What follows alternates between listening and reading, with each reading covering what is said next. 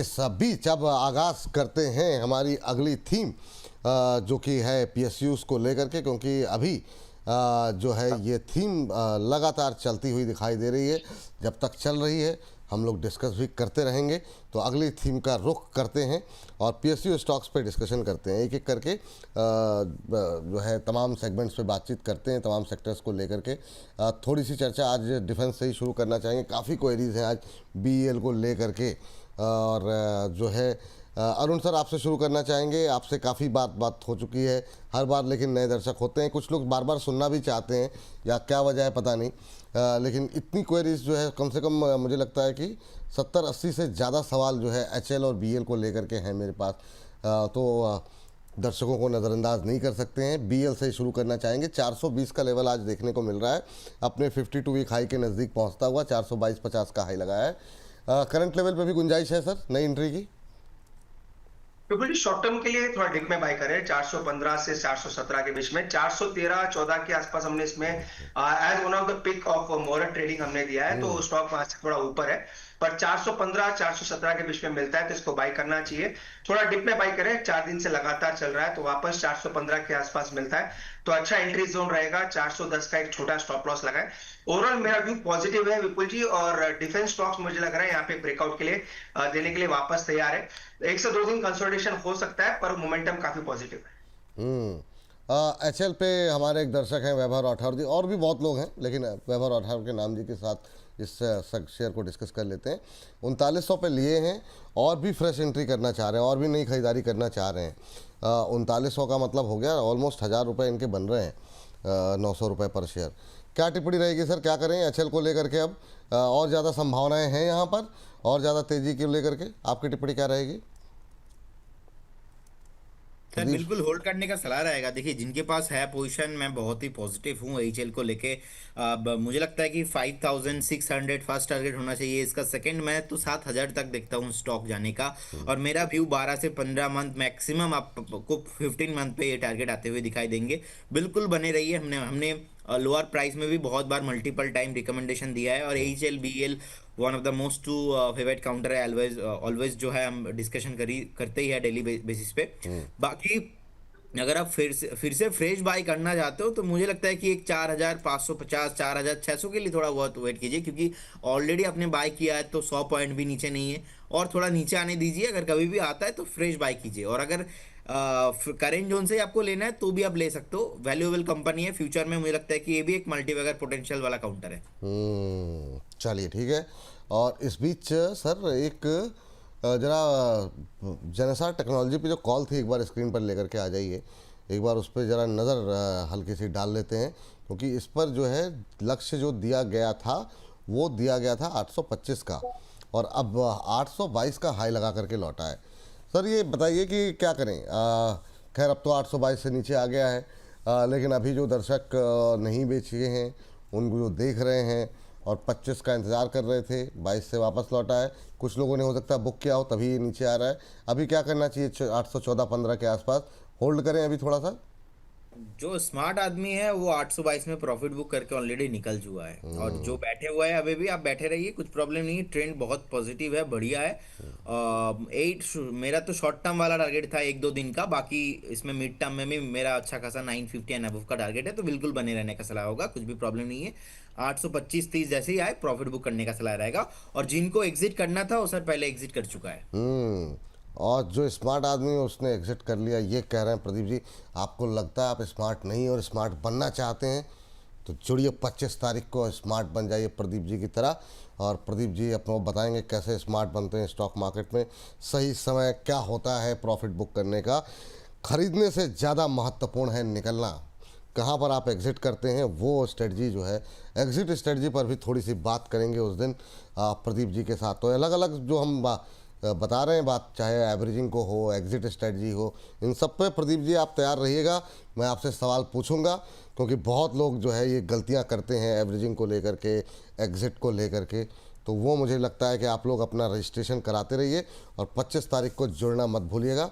और 25 तारीख को बहुत इस तरह के जो तमाम विषय हैं, आपके मन के भी जो सवाल होंगे ना, वो भी आप भेजते रहिएगा, उस पर भी हम लोग डिटेल में बातचीत करेंगे। लेकिन सुन वही पाएंगे जिनका रजिस्ट्रेशन समय से हो जाएगा। और जो हमारा चैट बॉक्स है उस पर जाइए, वहाँ पर सबसे ऊपर जो है आपको जो है पिन किया हुआ रजिस्ट्रेशन फॉर्म मिल जाएगा, वहाँ जाकर के आप रजिस्ट्रेशन अपना करा सकते हैं। चलिए आगे बढ़ते हैं और हम बात कर रहे हैं अपनी पीएसयू थीम को लेकर के। सबसे पहले बात हो रही है डिफेंस को लेकर के। तो एचएल पे हो गई बात, बीएल को लेकर के हो गई बात। अब अरुण सर के पास चलते हैं और एक शेयर पे मैंने बातचीत की थी शिपिंग कॉर्पोरेशन ऑफ इंडिया पे, पर उस समय हमारा थीम कोई नहीं चल रही थी। लेकिन अरुण सर आपसे जानना चाहेंगे, आज अच्छा मूव है यहाँ पर, थोड़ा सा ऊपर से हल्का ज़रूर हुआ है, लेकिन 244-45 पे शिपिंग कॉर्पोरेशन कैसा लग रहा है? क्या ये इसकी वैल्यूएशन बाकियों के मुकाबले थोड़ी सी बेहतर है क्या? बिल्कुल बिल्कुल जी, कंपनी काफी अच्छी है। इनफैक्ट बीच में एक स्टेटमेंट आया था कि काफी बड़ा इन्वेस्टमेंट एससीआई में गवर्नमेंट की तरफ से आ सकता है, जो शिपिंग मिनिस्टर की तरफ से आया था। उसके बाद स्टॉक में मोमेंटम बना, 230-35 तक स्टॉक गया। अगेन आज मोमेंटम पॉजिटिव है, क्योंकि अगर चीजें सुधरती है विपुल जी, ट्रेड सुधरता है, तो ये सभी सेगमेंट काफी अच्छा करेंगे। तो मुझे लग रहा है उसी का मोमेंटम नजर आ रहा है। कंपनी काफी अच्छी है, अगेन आज 7-8% ऊपर है। तो थोड़ा बहुत रिट्रेसमेंट यूजुअली स्टॉक में आता है, 240-235 पे वापस शायद मिले, तो वापस एंट्री करनी चाहिए। ओवरऑल कंसोलिडेशन से ब्रेकआउट देखने को मिला है, ये स्टॉक काफी अच्छा करना चाहिए। स्टॉक काफ़ी अच्छा करना चाहिए। फटाफट दो काउंटर, एक बीडीएल आप प्रदीप सर देख लीजिए और अरुण सर आप कोचिन देख लीजिए। इस पर काफ़ी क्वेरीज है हमारे पास, और उसके बाद से फिर हम जरा थोड़ी सी पीएसयू बैंक पे बात करेंगे। पहले प्रदीप सर। देखिए, टॉप से सर करेक्शन ऑलरेडी हो चुका है, बेस अभी धीमे धीमे बन रहा है और बहुत बढ़िया अभी ऊपर जाने के लिए रेडी हो रहा है। इसका टारगेट होना चाहिए ऑलमोस्ट 1950 एंड उसके बाद अबव 2000। सो मुझे लगता है कि जिनके पास पोजीशन है आप बने रहिए, आप चाहो तो फ्रेश बाई करके भी जा सकते हो, लेकिन आपका व्यू होना चाहिए एटलीस्ट 7 to 8 मंथ्स बीडीएल पे। इस केस में स्टॉप लॉस में देना पसंद करूंगा, ऑलमोस्ट 1444 के आसपास का एक स्टॉप लॉस होना चाहिए और बिल्कुल होल्ड करने का सलाह रहेगा। मतलब आप देखेंगे करेंट जोन से 100 पॉइंट का रिस्क और करेंट जोन से ऑलमोस्ट 450-500 पॉइंट ऊपर जाने के लिए रेडी हो रहा है। जब बात बीडीएल को लेकर के निकल के आई है, और बीडीएल के बाद बात कर लेते हैं कोचिन शिपयार्ड पे। अरुण सर। जी, कोचिन शिपयार्ड का चार्ट अच्छा लग रहा है। इनफैक्ट ये स्टॉक मुझे लग रहा है ब्रेकआउट के आसपास ही है, तो इसको करंट लेवल पे भी खरीदारी की सलाह रहेगी, और नीचे में 1790 का स्टॉप लॉस लगा है। मुझे लग रहा है जी एक बड़े कंसोलिडेशन के निकलने के लिए स्टॉक तैयार है, और यहाँ से स्टॉक 1900 के तरफ जा सकता है। तो इसको एज ए रिकमेंडेशन भी ले सकते हैं विपुल जी। आज का 1790 का स्टॉप लॉस लगा के बाय करें, 1900 तक के टारगेट्स में नजर आ रहा है। 1790 का आपको स्टॉप लॉस, 1900 का टारगेट, ये आपको रखना है कोचिन शिपयार्ड पे।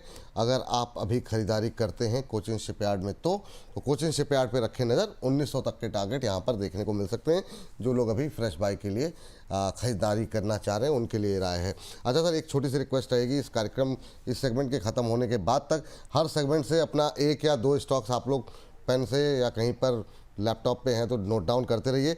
आखिरी में ये बैंक, रेलवे और ये डिफेंस मिला करके 3-4 शेयर पीएसयू की अगर बास्केट में रखने हो बाकियों के साथ साथ, प्राइवेट के साथ साथ, तो वो 3-4 शेयर बास्केट के कौन होने चाहिए, वो हम लोग ये क्लोजिंग के साथ इसके साथ क्लोजिंग करते हैं। तो ये डिफेंस पे अभी हमने 4-5 शेयरों पे बात की, बहुत सारे पे छूट जाएगी, आप उसमें से भी शामिल कर सकते हैं, उसमें कोई समस्या नहीं है।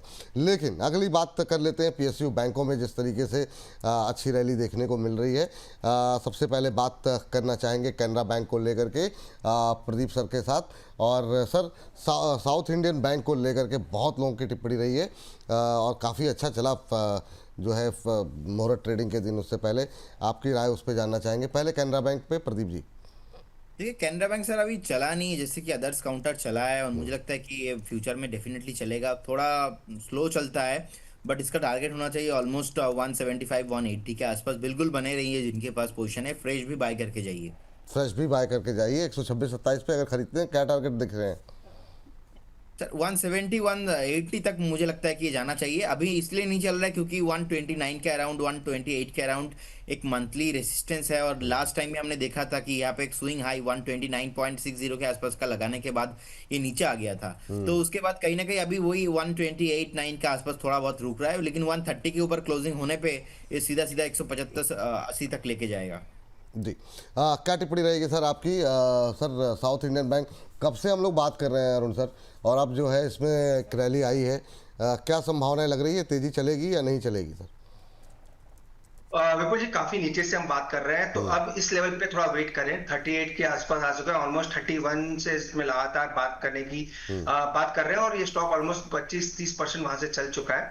तो रिट्रेसमेंट आ सकता है वापस 35 रुपए तक देखने को मिले, तो वहां पे एंट्री करनी चाहिए। तो यहाँ पे खरीदारी की सलाह नहीं रहेगी विपुल जी, क्लियरली 35 रुपए के आसपास आता है तो वहां पे खरीद के चल सकते हैं। ठीक है, ये बात हो गई साउथ इंडियन को लेकर के। एक सर उज्जीवन पे जरा नज़र डालिएगा। प्रदीप सर, आप इस समय इंट्राडे हाई पे ट्रेड करता हुआ, कुछ संभावनाएं हैं क्या यहाँ पर? और ये इस तरह के छोटे शहरों में जब जान आती है तो जो हमारे छोटे छोटे रिटेलर्स हैं उन सबके पोर्टफोलियो में इस तरह के शेयर रहते हैं, क्योंकि क्वेरीज को देख के लगता रहता है, वो थोड़ा सा हम लोग जब एनालिसिस करते हैं तो लगता है कि छोटे रिटेलर्स के पास पड़े हुए हैं, भले ही वो 2000 के पड़े हों, भले ही 5000 के पड़े हों, पर पड़े रहते हैं सर, कि उनको लगता है कि सस्ते हैं। आपकी टिप्पणी क्या रहेगी उस जीवन में सर? सर टेक्निकल के आधार पे देखा जाए तो अभी मुझे लगता है कि 56.50 इसका फर्स्ट टारगेट होना चाहिए। 56 को अगर होल्ड करता है उसके बाद एक बार आपको 60 तक ये स्टॉक काउंटर आपको जाते हुए दिखेंगे, तो बिल्कुल जिनके पास पोजीशन है होल्ड करने का सलाह रहेगा। एक स्टॉप लॉस जरूर मेंटेन करके जाइए, स्टॉप लॉस रहेगा 47.30।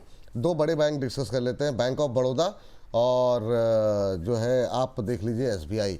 यहाँ पर कहाँ पर फ्रेश बाई की गुंजाइश है? पहले अरुण सर के पास बैंक ऑफ बड़ौदा, यहाँ पे कोई संभावनाएं हैं सर, या फिर रैली पूरी हो गई है? आपकी क्या सलाह रहेगी? विपुल रैली चलेगी, अभी थोड़ी 285 तक एक्सटेंड हो सकती है, पर एक रिट्रेसमेंट थोड़ा बहुत छोटा मोटा आपका देखने को मिलेगा। मुझे लग रहा है विपुल जी आज नहीं तो कल या फिर हो सकता है 1-2 दिन में थोड़ी प्रॉफिट बुकिंग मार्केट में आएगी, उस प्रॉफिट बुकिंग में ऐड करें। 265 के आसपास मिलता है तो डेफिनेटली ऐड करेंगे। 280-284 तक के टारगेट्स हैं। ठीक है। सर आप बताइए सर जरा एसबीआई को लेकर के, और मेरे दिमाग से निकल गया पीएनबी, आप देख लीजिएगा अरुण सर एक बार, है ना, कोई संक्षेप में बताइए सर एसबीआई पे क्या कमेंट रहेगा प्रदीप सर? सर मैं एसबीआई में बहुत पॉजिटिव हूँ। मुझे लगता है कि 1100 के टारगेट के लिए एसबीआई को अभी होल्ड रखना चाहिए। अगर आप बाई करते हो आज और आप सोच रहे हो 2-4 दिन, जितने भी बैंक को लेके मैंने बात किया, चाहे वो बैंक ऑफ इंडिया, चाहे मैं 2 दिन पहले यूनियन बैंक का कॉल दिया था, स्टेट बैंक का भी मैंने एक टाइम पे मैंने कॉल दिया था, यहाँ पे 1-2 दिन 4 दिन के मोमेंटम से आप पैसा बना ही नहीं सकते हो। आपको अगर पैसा बनाना है तो एटलीस्ट व्यू रखना है 2 से 3 क्वार्टर, क्योंकि पीएसयू बैंक पे अभी मंथली लेवल पे ब्रेकआउट बस रिसेंट आया है, और मुझे लगता है कि ये नेक्स्ट 12-15 मंथ तक नॉनस्टॉप भागेगा चलेगा। तो आप यहाँ पे अगर बाय करके 2-5 दिन में एग्जिट करने के बारे में सोचोगे, हो सकता है कि 916 से आपको 950 तक आ जाएगा। 950 में आप एक बार प्रॉफिट बुक करोगे, 950 से आपको फिर से 920 तक आते हुए दिखेंगे। तो ऐसे करने में पैसा नहीं बनेगा, पैसा बनेगा आपने अभी अगर परचेस किया और ऑलमोस्ट 1100-1150 के आसपास आपका एक एग्जिट रहता है, तो फिर जाके थोड़ा मुझे लगता है कि पेशेंस के साथ आपका पैसा बनेगा। तो सोच ऐसा रखिए, व्यू ऐसा रखिए, और एसबीआई को लेके मैं बहुत पॉजिटिव हूँ। मुझे लगता है कि डेफिनेटली आपके पोर्टफोलियो में होना चाहिए। डेफिनेटली आपके पोर्टफोलियो में होना चाहिए, ये बात यहाँ पर निकल के आ रही है। और अब चलते हैं अरुण सर, जरा पीएनबी देखिए, जरा पीएनबी में क्या संभावनाएं आपको दिखाई दे रही हैं? अभी तक उस तरह की रैली नहीं आई है क्या? यहाँ पे अभी करंट लेवल पे खरीद सकते हैं क्या 120 के आसपास? विपुल जी एक इंटरव्यू में इनके एमडी साहब ने शायद काफी अच्छी कमेंट्री दी है बिजनेस के ऊपर, तो इसलिए आज मोमेंटम भी थोड़ा पॉजिटिव है। अच्छा है स्टॉक विपुल जी, मुझे लग रहा है 125-126 की तरफ जा सकता है, तो 116 का एक स्टॉप लॉस लगा के लिए शॉर्ट टर्म ट्रेडिंग के लिए ले सकते हैं। 125-126 तक के टारगेट्स आएंगे।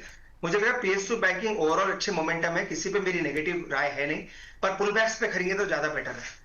चलिए ठीक है, आप नाम लिख लीजिए अपने, पुल बैक के लिए कौन से शेयर जो है किस लेवल पे ख़रीदने हैं। अगली बात कर लेते हैं सर थोड़ी सी मेटल को लेकर के। काफ़ी लोगों की टिप्पणियाँ हमारे पास रही हैं। आपकी टिप्पणी पहले प्रदीप सर से शुरू करना चाहेंगे। उसमें जो है नाल्को पे, एल्युमिनियम पे क्या रुख रहेगा सर? नाल्को में कोई जान दिखाई दे रही है, ऑलमोस्ट फ्लैट ट्रेड करता हुआ, बीच में थोड़ा सा चला और एक महीने में बीते करीब 9% की रैली रही है। क्या संभावनाएं रहेंगी सर नाल्को पे? देखिए जरा। देखिए विपुल जी, ओवरऑल देखा जाए तो अभी भी ऊपर आना बाकी है। एक अच्छा खासा सपोर्ट लिया था 155 के बाद, स्टॉक लगातार भाग रहा है। मुझे लगता है कि एक बार ये स्टॉक आपको 240 245 तक आपको आते हुए दिखाई देंगे। अब वहाँ पे आने के बाद आपको एक बार सोचना भी चाहिए प्रॉफिट बुकिंग के बारे में। ओवरऑल निफ्टी मेटल इंडेक्स को देखा जाए तो अभी ऑलमोस्ट 10,258 रुपीज़ के आसपास का प्राइस चल रहा है निफ्टी ओवरऑल मेटल इंडेक्स। और अभी भी लास्ट वीक भी हमने देखा था कि 10,300 के ऊपर आने के बाद अगेन फिसला था, प्रॉफिट बुकिंग हेल्दी करेक्शंस आया था। आज भी 10,319 रुपीज़ के आसपास का निफ्टी मेटल हाई है। सो लगातार क्या होता है जब मंथली ब्रेकआउट के आसपास आ जाता है कोई भी इंडेक्स कोई भी स्टॉक, सो वहाँ पे थोड़ा बहुत आपको हेल्दी करेक्शंस भी देखने को मिलता है। अगर इस मंथ क्लोज हो जाता है एटलीस्ट 10,000 के ऊपर, तो मेरे तरफ से निफ्टी मेटल पे एक ब्रेकआउट आ जाएगा। कहीं ना कहीं जितने भी रिलेटेड स्पेस है सारा व्यू पॉजिटिव हो जाएगा, similar kind of PSU bank. तो मुझे लगता है कि अगर नैल्को का बात अगर हम करते हैं तो 245 के आसपास का एक रेसिस्टेंस है। अभी जिनके पास पोजीशन है आप बने रहिए। स्टॉक 245 के ऊपर एक हफ्ता के ऊपर अगर क्लोजिंग देता है, वीकली क्लोजिंग मिलता है, तो नेक्स्ट जो टारगेट निकल के आएगा यहाँ पे 320 एंड अबव जी। नाल्को के बाद जरा हिंडाल्को, अरुण सर, हिंडाल्को पे देखिए जरा। हिंडाल्को भी आज पॉजिटिव है।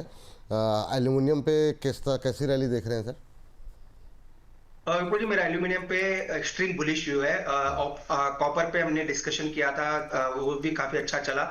एल्यूमिनियम भी मुझे लग रहा है एमसीएक्स में आराम से यहाँ से 290 300 की तरफ जा सकता है। तो एल्यूमिनियम मुझे लग रहा है कॉमेक्स में, इवन इंडियन मार्केट्स में भी काफी अच्छा करेगा, और हिंडाल्को भी 850 तक के लेवल दिखा सकता है। अगेन ये स्टॉक ऐसा है जिसने पहला मोमेंटम शुरू किया था मेटल में, अगर यही लीड कर रहा है तो इसको भी डेफिनेटली रडार पे रखे। 780 के ऊपर इसका ब्रेकआउट है, तो माइनर पुलबैक्स पे खरीदें और 850 के ऊपर में टारगेट है। चलिए, प्रदीप सर सेल देखिए जरा। स्टील में कुछ गुंजाइश है? स्टील में क्या मतलब करीब करीब हम देख रहे हैं कि मतलब ऐसा पता नहीं, इस पे भी कोई सुई हुई लगी हुई है, चलने को ही राजी नहीं है सेल। बिल्कुल जी, देखिए मुझे लगता है कि 130 के आसपास का भी प्राइस है। बिल्कुल जिनके पास पोजीशन है बने रहिए, कुछ भी प्रॉब्लम नहीं है। मोमेंटम आने में अभी भी थोड़ा टाइम लगेगा। अब इसका टारगेट होना चाहिए शॉर्ट टर्म में 139 क्रॉस होने के बाद आपको 168 तक ए जाते हुए दिखेंगे। तो जिनके पास पोजीशन है बने रहिए विथ स्टॉप लॉस ऑफ 103 के आसपास का एक स्टॉप लॉस मेंटेन करके बने रहिए। चलिए, अच्छा इतने सवाल सर मैंने देखे नहीं थे अल्कोहल के ऊपर इतने आएंगे। United Spirits, GM Breweries, Associated Alcohol, सब पूरा मतलब जाते जाते आप लोगों की जो इच्छाएं उसको शांत कर देंगे। सबसे पूछ लेंगे कि भाई कोई ऐसा कोई लिकर स्टॉक जो अच्छा लग रहा हो। दिवाली नवरात्रि सब ख़त्म हो गए हैं, तो अब लोग बिल्कुल जो है पार्टी मोड में आते हुए दिखाई दे रहे हैं। मौसम भी थोड़ा ऐसा होता जा रहा है, हल्की हल्की सर्दी, तो ठीक है चलना बनता भी है। लेकिन अगली कंपनी लेकर के आते हैं सर। कॉपर पे जैसा आपने बताया कि आपने बात भी की थी और फिर शेयर चला भी था, फिर पिट भी रहा है बहुत ज़बरदस्त अभी। अब क्या करें हिंदुस्तान कॉपर पे? जो लोग अभी तक होल्ड कर रहे हैं, जिनके पास है, क्या टिप्पणी रहेगी? जो आज की गिरावट है इसमें कहीं कोई नई खरीदारी की गुंजाइश है या आप अवॉइड करना चाहिए? अरुण सर। विपुल जी, सॉरी, आपका मेरा क्वेश्चन मेरे से? जी सर, आपसे ही है सर। एक एक करके सर जाते हैं सर, मतलब अगर मैं भूल जाऊं तो अलग विषय है, वरना 1 बाय 1। प्रदीप जी के बाद विपुल जी, आपका सॉरी, मैं किसी स्टॉक के बारे में देख रहा था। विपुल जी, स्टॉक पे मेरा व्यू अभी थोड़ा कॉशियस है। थोड़ा प्रॉफिट बुकिंग आ सकती है 320 315 तक एक बार शायद प्रॉफिट बुकिंग आ जाए। इस पर इसका ट्रेंड पॉजिटिव है, तो अगर फ्रेश खरीदारी करनी है तो 315 320 के बीच में करें। मुझे नहीं लग रहा इजीली आपको ये 310 के नीचे जाता हुआ नजर आएगा। थोड़ी बहुत कमोडिटीज में प्रॉफिट बुकिंग है तो उसका थोड़ा रुझान नजर आ रहा है, पर 315 के आसपास 320 के बीच में मिलता है तो इसको डेफिनेटली ऐड करके चलना चाहिए। चलिए, तो अब ये मेटल में भी अपना काउंटर नोट कर लीजिए, कोई अगर एक या दो हो तो। अब फटाफट 2-4 मिनट के अंदर रेलवे पे बात कर लेते हैं। सबसे शुरुआत पहले करना चाहेंगे प्रदीप सर, आपसे बताइए आरवीएनएल। मतलब खैर रेलवे की हालत तो वैसे ही काफ़ी स्थिति अच्छी दिखाई नहीं दे रही है, लेकिन अगर हम यहाँ से बजट तक की बात करें तो कुछ गुंजाइश दिखाई दे रही है क्या? आज 1% के आसपास की तेज़ी सुबह थी थोड़ी देर पहले तक, अभी 0.25% के आसपास की रह गई, ऑलमोस्ट फ्लैट ट्रेड करता हुआ। आरबीएल पे आपकी राय? देखिए बजट तक मेरा व्यू थोड़ा पॉजिटिव रहेगा। मुझे लगता है कि मूव आना चाहिए। ये साइकोलॉजिकल थॉट है बट टेक्निकली अभी मूव नहीं आया है। सो अभी 299 के मुझे लगता है कि एक स्टॉप लॉस आपको मंथली बेसिस पे मेंटेन करके वेट करना है। लेकिन टेक्निकल के आधार पे देखा जाए अभी भी कंसोलिडेशन लंबा चलेगा।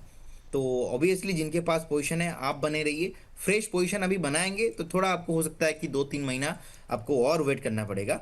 मैं साइकोलॉजिकल लेवल पे सोच रहा हूँ कि एक बार ये मूवमेंटम आ जाए, क्योंकि बजट में अनाउंसमेंट होता है डिफेंस को लेके, रेलवे को लेके, वो मूव होने वाला है, लेकिन अभी भी कैंडल कुछ भी नहीं बना है। तो इसलिए एक बार थोड़ा यहाँ पे मेरा व्यू न्यूट्रल है शॉर्ट टाइम में, लेकिन लॉन्ग टर्म में पॉजिटिव है। लॉन्ग टर्म में पॉजिटिव है। चलिए ये बात यहाँ पर निकल के आई आरबीएनएल को लेकर के। अब फटाफट आईआरएफसी पूछ लेते हैं। आईआरएफसी पे सर क्या व्यू रहेगा अरुण सर? विपुल जी, मेरा आईआरएफसी आईआरबीएनएल अगेन मैं रिपीट करता हूं, दोनों पे मेरा पॉजिटिव व्यू है। नो डाउट स्टॉक चल नहीं रहे हैं, पर मैंने ट्रेडिंग के लिए मेरी अवॉइड्स की सलाह है, पर इसको ऐड करने के लिए या इन्वेस्टमेंट के लिए अच्छे लेवल्स के आसपास है। और नेक्स्ट फोकस मुझे लग रहा है डिफेंस अभी फोकस में है, डिफेंस के बाद रेलवे भी फोकस में आएगा। तो आरबीएनएल आईआरएफसी दोनों में खरीदारी की सलाह है। करंट लेवल्स पे भी खरीदे, इसी लेवल्स पे आसपास पहले हमने एवरेजिंग की सलाह दी थी, अभी भी उसी के आसपास है, तो खरीदारी की सलाह रहेगी आईआरएफसी में भी। आईआरएफसी में भी खरीदारी की सलाह रहेगी। यहाँ पे भी आप लोग अपना नोट डाउन कर लीजिए। समय इससे ज़्यादा है नहीं कि इस पर हम और ज़्यादा समय दे पाए रेलवे को लेकर के। फेवरेट काउंटर इन दोनों से अलग भी हो सकता है। टीटागढ़ और बहुत सारे अच्छे अच्छे शेयर बाकी रह गए, लेकिन जरा टी स्प्लिट देख लीजिए, बड़ा इंटरेस्टिंग सब अच्छे से बनाई है। उसको हम 11:30 बजे भी टीस करेंगे। ये 11:30 बजे आ जाएगा हमारा सेगमेंट।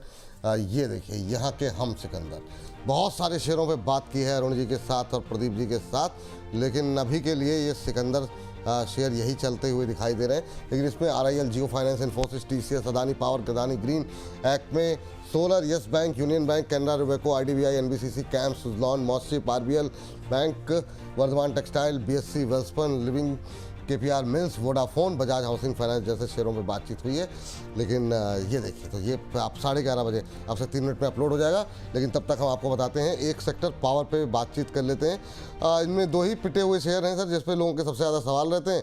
आप मुझे इरिडा, हालांकि सवाल तो बहुत सारे हैं, इरिडा, एसजेवीएन भी नहीं चल रहा, कुछ नहीं चल रहा, लेकिन आप एनएचपीसी भी बता दीजिए प्रदीप सर, और अरुण सर आप इरिडा पे बता दीजिए, और उसके बाद से पीएसयू पावर पे कोई अगर शेयर हो तो उस पर बात कर लेंगे। ओवरऑल फिर पीएसयू थीम पे बात करते हैं। पहले एनएचपीसी सर।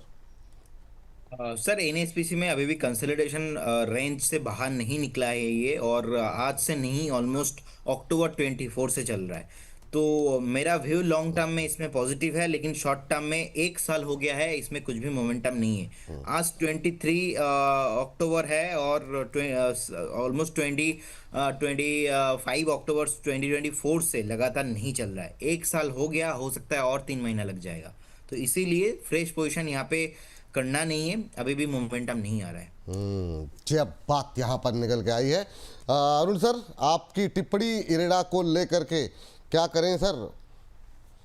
बिल्कुल जी, इरेडा पे मेरा पॉजिटिव व्यू है। इस लेवल पे रिजल्ट्स काफी अच्छा है, तो रिजल्ट्स बम्पर रिजल्ट्स देखने को मिले और काफी क्वार्टर पर के पास लॉन्ग टर्म में अगर किसी को लेना है, लॉन्ग टर्म मेरा व्यू मिनिमम एक या 1.5 साल के लिए कोई लेना चाहे तो ले सकता है। शॉर्ट टर्म में अगर बात करें तो शॉर्ट टर्म में ब्रेकआउट का वेट करें 156 रुपए के आसपास। 156 के ऊपर निकलता है तो बाय करें, और 152 का स्टॉप लॉस लगाएं, और 163 के टारगेट्स रहेंगे। तो शॉर्ट टर्म में ब्रेकआउट में बाय करें, लॉन्ग टर्म में एक्यूमुलेट करके चल सकते हैं।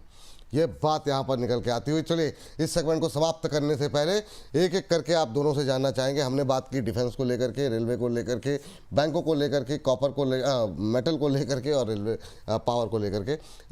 2-3-4 शेयर जो आपको लगते हो प्रदीप जी कि पोर्टफोलियो में शामिल किए जा सकते हैं। अगर पीएसयू में अगर बात की जाए तो इन 4 शेयरों को अवश्य रखना चाहिए। कोई नाम अगर आप लेना चाहें तो। पीएसयू उतना मेरा फेवरेट है नहीं। अच्छा, अब द थिंग इज कि मैं दोनों मिक्स करके अगर पॉसिबल है तो मैं बताना चाहूंगा। कर दीजिए आप, यही कर दीजिए। देखिए, रेल में मुझे टीटागढ़ रेल बहुत बढ़िया लगता है, और अभी भी इसमें रैली नहीं आया, तो ये भी तो पीएसयू ही है सर, टीटागढ़ तो पीएसयू है। सर इसका नहीं, मैं अभी पावर में भी आ रहा था, सॉरी जी जी।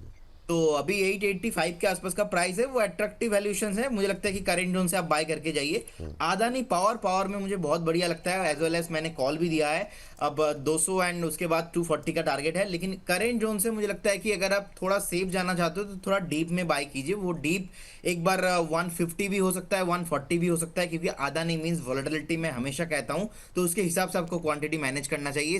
सेकंड, मुझे लगता है कि बीएल के साथ मैं जाना पसंद करूंगा। बीएल सर अभी भी ऊपर नहीं आया, तो बीएल मेरा फेवरेट काउंटर है। और बैंक पे मुझे लगता है कि बैंक ऑफ इंडिया, सर मैंने रिसेंटली कॉल दिया था, तो बैंक ऑफ इंडिया के साथ मैं जाना पसंद करूंगा। सेकंड, कैनरा बैंक अभी भी भागा नहीं है, तो कैनरा बैंक पे भी मोमेंटम पॉसिबल है। ऐसा नहीं कि एसबीआई भी फेवरेट नहीं है, एसबीआई भी फेवरेट है, लेकिन अब जिनके पास फंड है, आप SBI and bank of India, Canara bank, तीनों बैंक के साथ ही जा सकते हो। स्पेशली देखा जाए तो अभी पीएसयू बैंक पे इतना रैली अभी आया नहीं है। मैं नेक्स्ट 1.5 से 2 सालों के लिए पीएसयू बैंक में पॉजिटिव हूँ। Overall banking PSU banking space में मैं पॉजिटिवली देख पा रहा हूँ। सो अदानी पावर, टीटागढ़ रेल और बीईएल और अपना बैंक ऑफ इंडिया और कैनरा बैंक, यही पर्टिकुलर कुछ स्टॉक है जो मुझे लगता है कि करेंट जोन से अट्रैक्टिव वैल्यूएशन है और यहाँ से भी ऊपर आपको मिलेंगे। चलिए फटाफट अरुण सर की टिप्पणी ले लेते हैं। अरुण सर। देखिए विपुल जी, मुझे लग रहा है डिफेंस, रेलवे और पावर, तीनों ही सेक्टर जो हमने चुने हैं, तीनों ही काफी अच्छा करेंगे। बैंक भी सर, बैंक भी। विपुल जी, मेरी आवाज आ रही है? हाँ, मैं कह रहा हूँ कि उसमें उसमें बैंक भी है, डिफेंस, पावर, रेलवे के अलावा। बैंक्स में भी तो ओवरऑल मुझे लग रहा है विपुल जी मोमेंटम पॉजिटिव रहेगा। बैंक्स में बैंक ऑफ बड़ौदा, उसके साथ आप चल सकते हैं, वो एक अच्छा स्टॉक रहेगा। डिफेंस में मुझे लग रहा है अगेन बीईएल एक पहला प्रिफरेबल पिक है, और बीडीएल मुझे लग रहा है विपुल जी, जो मिसाइल्स की जो बात हो रही है, मिसाइल्स में मुझे लग रहा है मोमेंटम इस सेक्टर में काफी अच्छा रहेगा। तो पहला अगर आप बैंक्स में बात करें, बैंक ऑफ बड़ौदा, अगर आप डिफेंस में बात करते हैं तो बीईएल और बीडीएल ये दोनों काफी अच्छा करेंगे, तो वो आप लेके चल सकते हैं। पावर में मुझे लग रहा है एनटीपीसी के साथ आपको जाना चाहिए। एनटीपीसी के अलावा अगर आपको लेना है तो इरेडा, जो हमने ऑलरेडी बात की, तो इरेडा एक स्टॉक रहेगा जहां पे आपका व्यू लॉन्ग टर्म पॉजिटिव हो रहेगा। रेलवे पे तो काफी बार हमने कहा है, आईआरएफसी और आरबीएनएल, वो दोनों पे मेरा पॉजिटिव व्यू है। तो ये 6 स्टार स्टॉक्स है, अपने हिसाब से बाय करें। बेटर है आप एक एक स्टॉक चुन ले हर सेक्टर से और अपना एक पोर्टफोलियो बना के। अभी सर मेटल छोड़ेंगे, मेटल छोड़ के चलें अभी? मेटल्स थोड़ा मैं अवॉइड कर थोड़ा अवॉइड नहीं कर रहा, थोड़ा करेक्शन का वेट कर रहा हूँ। तो करेक्शन आएगा तो उस पर भी जरूर बाय करके चलना चाहिए। तब करेक्शन आएगा तब इस पर जरूर डिस्कशन करें। बिल्कुल बिल्कुल सर, ठीक ठीक ठीक। नहीं नहीं, बिल्कुल सही बात है। और तो बहुत सारे जो है छन करके जो मलाई निकल करके आई है ना पिछले आधे घंटे के मंथन की, वो शेयर है Titagarh, Adani power, BEL, bank of India, Canara bank पसंद आ रहे हैं प्रदीप जी को, bank of Baroda, BEL, BDL, NTPC, IREDA, RBNL, IRFC पसंद आ रहे हैं अरुण जी को। तो ये जो है ना आधे घंटे में जो हम लोग दूध को मथ रहे थे, ये मक्खन निकला है। इसी के साथ समाप्त करेंगे कार्यक्रम को। और जिन लोग थोड़े से नाराज हो रहे थे, सवाल नहीं लिए गए, 1 बजे जुड़िएगा, प्रदीप जी फिर से जुड़ जाएंगे 1 बजे और वहाँ पर आपके प्रश्नों के उत्तर देंगे। फटाफट डिस्क्लोजर ले लेते हैं। शुरू किससे करें? प्रदीप सर आपसे ही बता दीजिए आज का disclosure. Investment in securities market subject to market risk. जितने भी स्टॉक्स को लेके सर हमने बात किया, कोई भी स्टॉक्स पे हमारा कोई भी financial interest and no conflict of interest कुछ भी नहीं है, एंड पोजीशन भी नहीं है हमारा हमारे कंपनी का। हो सकता है कि बहुत सारे स्टॉक्स को लेके हम एवरीडे डिस्कशन करते हैं, तो it will be very difficult याद रखना कौन से स्टॉक पे हमने कॉल दिया है नहीं दिया है, लेकिन डिस्क्लेमर तो सर ऑलवेज देता रहता हूँ। तो बहुत सारे स्टॉक्स में हो सकता है कि क्लाइंटों का पोजीशन है, हमारे नहीं है। स्टॉक मार्केट पे कुछ भी गारंटी नहीं होता, पास्ट परफॉर्मेंस फ्यूचर में इंडिकेट नहीं होता। तो जब भी आप इन्वेस्टमेंट कीजिए, कहीं आपका जो पर्सनल फाइनेंशियल एडवाइजर है उनसे सलाह लीजिए, या तो खुद भी एक बार स्टडी कीजिए। जी बहुत बहुत धन्यवाद जी आपको एंड अरुण जी को, सारे व्यूअर्स को बहुत बहुत धन्यवाद। अरुण सर आपका डिस्क्लोजर सर। विपुल जी, काफी डिस्कशन हुआ स्टॉक्स पे, क्लाइंट्स के पोर्टफोलियो में डेफिनेटली हो सकते हैं। कहीं ना कहीं हमने राय शेयर की होगी, और जो राय आपके साथ शेयर की है वही इनलाइन उनके साथ भी शेयर की है। मेरे पोर्टफोलियो में कोई भी स्टॉक नहीं है। कैम्स को हमने अभी तक रिकमेंड नहीं किया, आपके साथ रिकमेंड किया है। हो सकता है हम ड्यूरिंग द डे उसको भी रिकमेंड करें। तो बाकी जो भी स्टॉक्स डिस्कस करते हैं और लेवल्स के साथ डिस्कस करते हैं, वो लेवल जरूर फॉलो करने की सलाह रही। चलिए बहुत बहुत शुक्रिया, बहुत बहुत धन्यवाद सर आज की इस चर्चा का हिस्सा बनने के लिए, अपनी महत्वपूर्ण राय देने के लिए। अरुण जी आपका भी धन्यवाद।